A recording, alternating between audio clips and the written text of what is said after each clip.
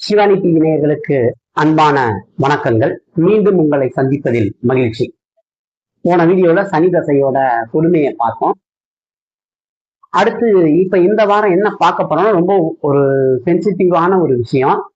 அதனாலதான் இந்த ஜாதகத்தை போடலாமா வேணாமா அப்படின்றது மாதிரி, அதாவது ஒரு அமைப்பை வச்சு இன்னொரு ஜாதகத்துல அதே முடிவு வந்துடக்கூடாது அப்படின்றது நமக்கு ரொம்ப முக்கியம். ஸோ அதனால இந்த வாரம் ஒரு ஜாதகம் பார்க்க போறோம்.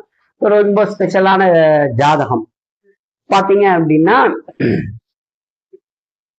மீண்டும் சொல்றேன், ஒரு சிக்கலான ஒரு டாபிக் தான். அதனால நாம உடனே அதை வச்சுக்கிட்டு நம்ம வீட்டுல இருக்கக்கூடிய கணவனோ மனைவியோ அல்லது குழந்தைகளையோ வச்சு கம்பேர் பண்ணிக்க கூடாது.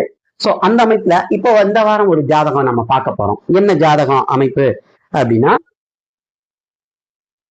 பாத்தீங்க அப்படின்னா என்ன அவர் பிறந்த தேதி அப்படின்னு பாத்தீங்க அப்படின்னா, ஜாதகர் பிறந்த தேதி 29/6/2000 அதிகாலை 4:30 மதுரைக்கு பக்கத்துல ஒரு கிராமத்துல பிறந்த ஆண் ஜாதகர்.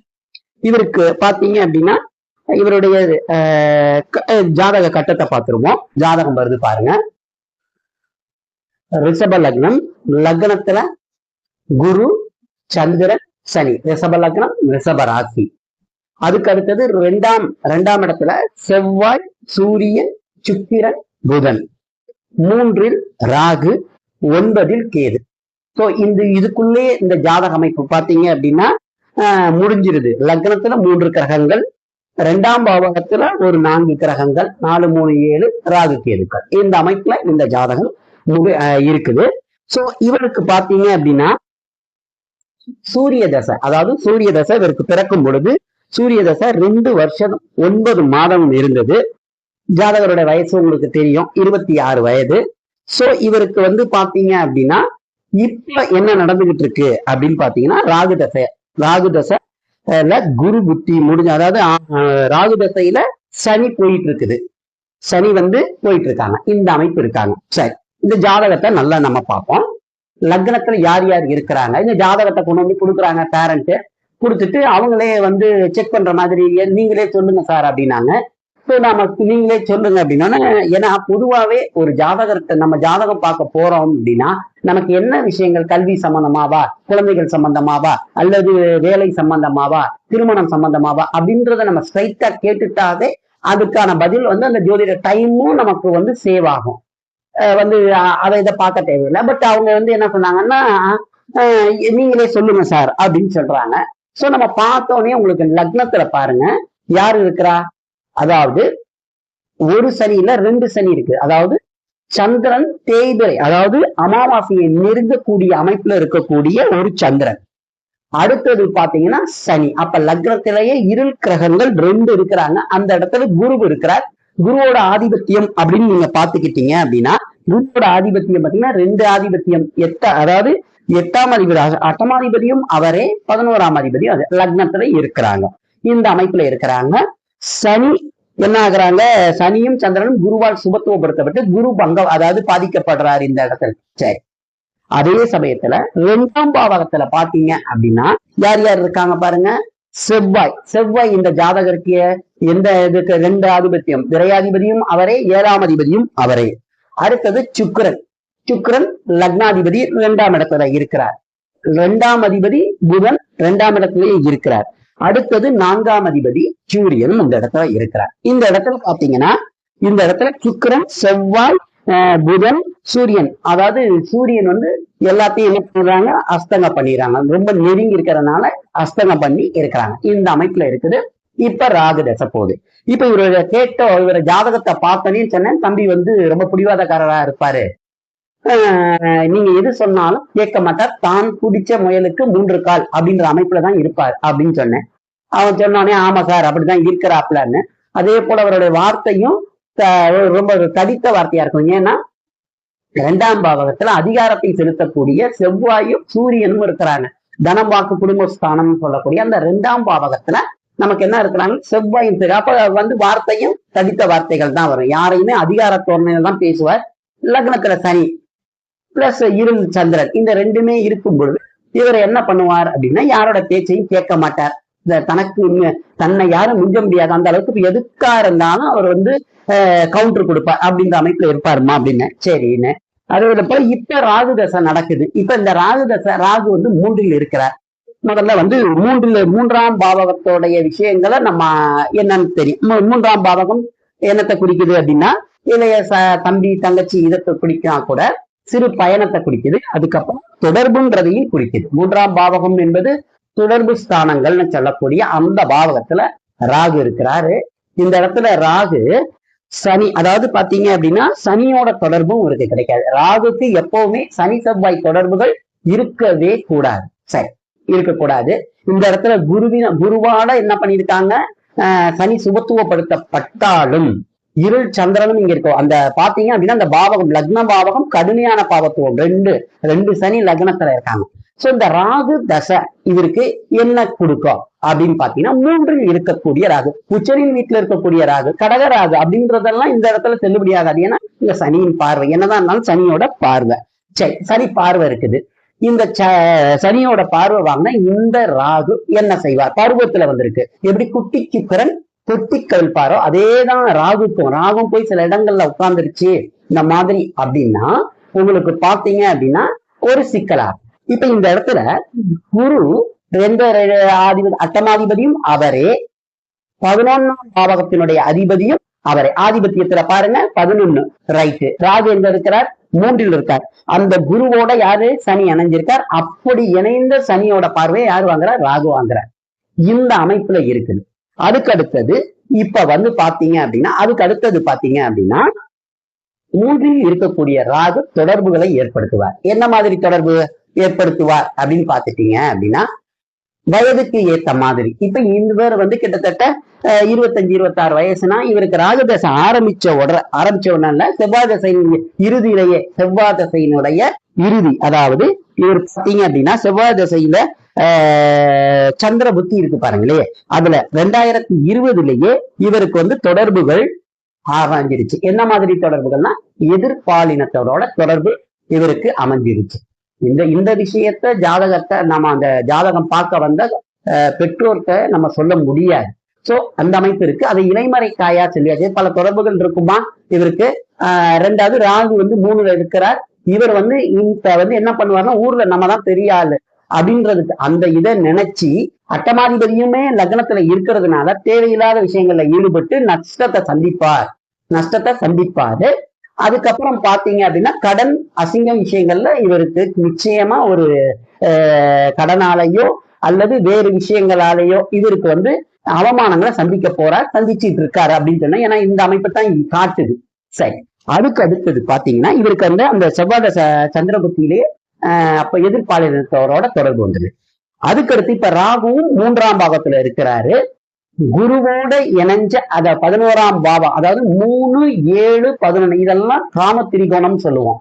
சோ இங்க கனெக்ட் ஆகுது பாருங்க. சனி 7ஆம் இடத்தோட தொடர்புல இருக்கிறாரு. 11ஆம் அதிபதியோட தொடர்பை வாங்கி ராகு தசாநாதன் எங்க இருக்கிறாரு? 3ல் இருக்கிறார். இது எல்லா காம்பினேஷனும் பாருங்களே, இவருக்கு இது சம்பந்தப்பட்டதே இருக்கிறதுனால இவர் இந்த இதை வந்து கேது, அதாவது ராகு தசையில கேது புத்தி, சரிங்களா, கேது புத்தி வரைக்கும் இவருக்கு என்ன இருக்கும்? எந்த சேஞ்சஸும் இருக்காது. இப்படியே தொடர்பு. சனிக்கு அடுத்தது வரக்கூடிய புதன் பாருங்க, சுக்கிரனுடைய வாசத்தோட இருக்கிறார், 2ஆம் இடத்துல இருக்கிறார். அதுவும் அப்படியே தான் போகும். சோ ராகு, அதாவது கேது புத்தியில தான் இவருக்கு என்ன அடுத்து இவருக்கு என்ன வரப்போகுது பாருங்க அப்படின்னா, இவர் வந்து என்ன ராசி? ரிஷப ராசி. ஜென்ம சனியும் வரப்போகுது. அப்ப தொடர்ந்து பாருங்களே, இந்தமான விஷயங்களுக்கு ஜென்ம சனியிலையும் மனசு இருள் அடைஞ்சு போயிடும். சோ இருள் அடைஞ்சு போயிட்டுன்னா என்ன ஆகும்? இதுல இருந்து இவர் என்ன பண்ண முடியாது? மீளவே முடியாது. அவங்க கேட்ட இன்னொரு கேள்வி கேட்டாங்க, இவருக்கு வந்து எந்த மாதிரி திருமணம் அமையும் அப்படின்னு கேட்டாங்க. எங்களுடைய விருப்பமா உங்களுடைய விருப்பமா அவங்களுடைய விருப்பமா தாண்டி இவருக்கு 30 வயசுக்கு மேல அல்லது 33க்கு மேல பண்ணினாதான் இவருக்கு வந்து வாழ்க்கை வந்து நிலைச்சிருக்குமா. காரணம் என்னன்னா 2ல பாருங்க, லக்னத்துல சனி, 2ல் செவ்வாய். இப்ப பாருங்க, ராசியும் லக்னமும் ரிஷபமாகி லக்ன ராசியில சனி இருக்காரு, 7ஓட தொடர்பு, 2ல செவ்வாய். பாத்தீங்க அப்படின்னா இந்த அமைப்புல இருக்கக்கூடிய உங்களுக்கு எப்பவுமே பொதுவா நம்ம என்ன சொல்றோம்? ஆண்களா இருந்தா 30-33 வயசுக்கு மேல, பெண்கள் 27 வயசுக்கு மேல இருக்கணும்னு சொல்றோம். இந்த அமைப்புலதான் இருக்கும். இல்ல எங்க பேச்ச அவர் கேட்கிற மாதிரி தெரியல, எப்படி திருமணம்னாரு பார்த்தாலே நல்லாவே தெரியுது. இவரு வந்து இந்த ராகு தசையில என்ன பண்ணுவாரு, இவருக்கு இஷ்டப்பட்ட திருமணத்தை தான் இவர் செய்வார்.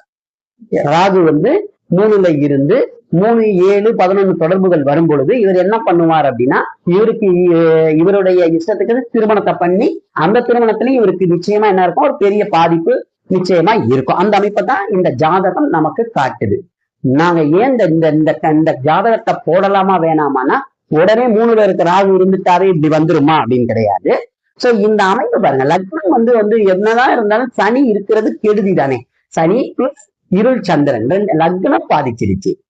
லக்னாதிபதி சுக்கிரன் போய் அஸ்தமனம் ஆயிருக்காரு. சோ இந்த அமைப்புல இருக்கணும். அப்படி இருந்தா தான் இந்த பாதிப்புகள்லாம் வரும். உடனே 3ல ராகு இருக்குது இந்த மாதிரின்னு இருக்கக்கூடாது. எல்லா அமைப்பையும் பார்க்கணும். லக்னம், லக்னாதிபதி அப்படின்ற அமைப்பை பார்த்துட்டு அதுக்கப்புறம் தசாநாதனுடைய நிலைமையை பார்க்கணும். இங்க தசாநாதன் பாத்தீங்கன்னா என்னதான் இருந்தாலும் எதோட சனியோட பார்வை வாங்குறாரு. அந்த அமைப்புல இருக்கக்கூடிய அதனாலையும் இவருடைய லக்னத்துல சனி இருக்கிறதுனால, சனி இருந்துட்டாவே பிடிவாதம். சோ இவர் வந்து என்ன பண்ணுவார், வெகு விரைவில் என்ன பண்ணுவாரு, ஒரு திருமணத்தை பண்ணுவார். பண்ணி என்ன பண்ணுவாரு பாத்தீங்க அப்படின்னா, அதுல சட்ட சிக்கல் அந்த மாதிரி அமைப்புகள்ல தான் இவருக்கு வாழ்க்கை வந்து போய்கிட்டு இருக்கும். ராகு தசையில கேது புத்தியில தான் இவருக்கு கொஞ்சம் சேஞ்சஸ் இருக்கு. இவருக்கு அடுத்து வரக்கூடிய குரு தசையை பாருங்களேன். இது குரு வந்து என்ன இருக்காரு, சனி சந்திரனை சுபத்துவப்படுத்தி அவரும் பாதிச்சிருக்காரு. அதாவது லக்னத்துல அட்டமாதிபதி இருக்கிறார். அப்ப அவருடைய ஆதிபத்தியத்தை அவர் செய்வார். அது இன்னும் இதாதான் கடுமையா தான் இருக்கும். இவருக்கு அதுக்கு அடுத்து வர குருவால் சுபத்துவப்படுத்தப்பட்ட சனி, இவருக்கு இந்த சனி வந்து இவருக்கு பாத்தீங்க அப்படின்னா 9, 10க்குரியவர் அந்த தசை இவருக்கு. அப்ப இவருக்கு வந்து கடுமையான காலகட்டங்கள் தான். இவருடைய அமைப்பு வந்து பாத்தீங்கன்னா திருமண வாழ்க்கையிலையும் பிரச்சனைகள் இருக்கும். இப்ப இவர் முதல்ல இந்த ராகு தசை, இந்த ராகு தசை சந்திர சனி புத்தியில இப்ப என்ன நடக்கும், இந்த அமைப்புல ராகு தசை சனி புத்தியில என்ன அமைக்கும்? பொதுவா 2 வருஷத்துக்கு தானே நம்ம பலன் சொல்லணும். இப்ப என்ன அமைக்கும்? சந்திரனை சனி கெடுத்து, அதாவது இருளா இருக்கிறாரு, சனி வேற சேர்ந்து இருக்கிறாரு, தாயார பாதிக்கும். அப்ப தாயார பாதிக்கணும். கண்டம் வருமா அப்படின்னு பாத்தீங்கன்னா 4ஆம் அதிபதியை பார்க்கணும். அதாவது உடனே காரகன் பாதித்த உடனே 4ஆம் பாவகம் 4ஆம் அதிபதினு பாத்தீங்க அப்படின்னா அது வந்து எந்த பாதிப்பும் இல்லை. உங்களுக்கு சூரியன் வந்து சுக்கிரனால சுபத்துவப்படுத்தப்பட்டிருக்கார் 4ஆம் அதிபதி, சரிங்களா? சோ அந்த மாதிரி இருக்காது. இவங்க என்ன ஆகும் அப்படின்னா தாயாரோட முரண்பாடு ஏற்படும். தாயாருக்கு வந்து என்ன பண்ணுவாரு அப்படின்னா மன உளைச்சலை கொடுப்பார். தாயாரோட வம்புல ஈடுபடுவார். சோ அந்த அமைப்பு இருக்கு. அதை மட்டும் நம்ம சொல்லிட்டோம் ஜாதகத்தை. இந்த மாதிரி இந்த டைம்ல அவங்க கேட்டாங்க, தம்பியை வெளியில அனுப்பலாமா? நான் தாராளமா அனுப்புங்க. இந்த புத்தி ரொம்ப கடுமையா இருக்கும், சந்திர புத்தி. அதாவது ராகு தசையில சனி புத்தி, ராகு தசையில சனி புத்தி சந்திரனோட பக்கத்துல இணைஞ்சிருக்காருமா, தாயார பாதிக்குமா. நீங்க அதனால அவரை தைரியமா நீங்க வெளியில அனுப்பிச்சு விடுங்க, ஒன்னும் பிரச்சனை இல்லை. பக்கத்துல வச்சுக்கிட்டீங்கன்னா தான் உங்களோட மோதிக்கிட்டு இருப்பாரு அப்படின்னாங்க. அது எல்லாருமே ஆமோதிச்சுட்டு ஆமா அப்படிதான் நிலைமை இருக்கு, அப்பா அம்மா யார் பேச்சையும் கேட்கறது இல்ல அப்படின்ற மாதிரி இருக்கு. அதை காரை வாங்குறேன், அதை வாங்குறேன், இதை வாங்குறேன்னு சொல்லி நஷ்டம் கடனாக்கி தான் பண்ணிட்டு இருக்காரு. இந்த அமைப்பு தான் இருக்கு. நம்ம நேயர்களுக்கு நம்ம சொல்ல வேண்டியது, இவர் வந்து இந்த மாதிரி அமைப்புல இருக்கிறதான பல எதிர்ப்பாளன பல பெண்களோட தொடர்புல இருக்கிறாரு.